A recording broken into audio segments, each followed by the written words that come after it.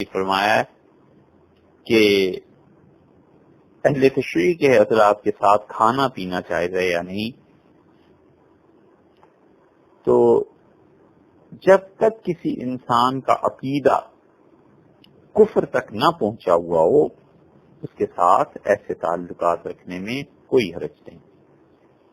اگر کسی انسان کا عقیدہ ہی کفر کا ہو جائے تو وہ ایک الگ چیز ہے، مگر جب پتہ ہو کہ ایک شخص کا کوئی ایسا عقیدہ نہیں ہے تو آخر کس وجہ سے ہم ان ترک تعلقات کی بنیاد کو استوار کریں اور یہ دیواریں چڑھائیں.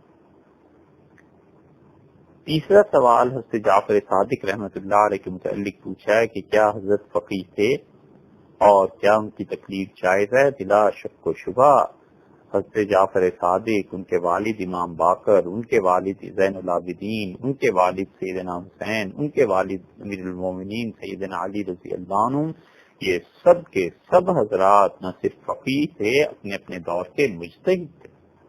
بہت بڑا مقام تھا اللہ نے انہیں دیا، اور اہل مدینہ ان سے علم حاصل کرتے تھے. دنیا کے اطراف و اکناف سے لوگ آتے تھے اور اس گھرانے سے فیض یاب ہوتے تھے. امام شافعی رحمۃ اللہ علیہ واسطوں سے، امام ابو حنیفہ رحمۃ اللہ علیہ، امام مالک رحمۃ اللہ علیہ براہ راست ان لوگوں کا علم ان لوگوں نے حاصل کیا اور ان سے مستفید ہوئے. اس لیے ان حضرات سے جو مسائل اور جو چیزیں صحیح سند سے ثابت ہیں وہ ٹھیک ہے. صرف دیکھنا یہ ہے کہ وہ سند صحیح ہے یا نہیں، یہ بات ان سے ثابت ہے یا نہیں. ائمہ اربعہ میں سے حضرت امام جعفر صادق رحمۃ اللہ کے شاگرد کون ہیں؟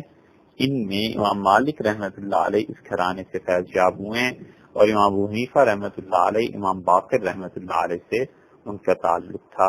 لیکن مدت ہوئی ان ساری چیزوں کو پڑھے ہوئے، اس بات کو کہیں اور سے بھی تصدیق کرا لیجیے گا کہ امام ابو حنیفہ رحمۃ اللہ علیہ کے اساتذہ میں امام جعفر صادق تھے یا امام باقر رحمۃ اللہ علیہ تھے.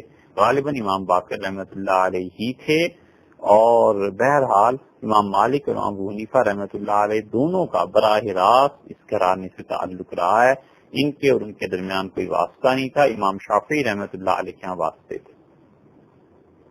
اور جو دعائیں لکھی ہیں آپ نے، اللہ تعالی ہمیں اور آپ کو ان دعاؤں کی برکات سے نوازے اور اللہ تعالی کو قبول فرمائے.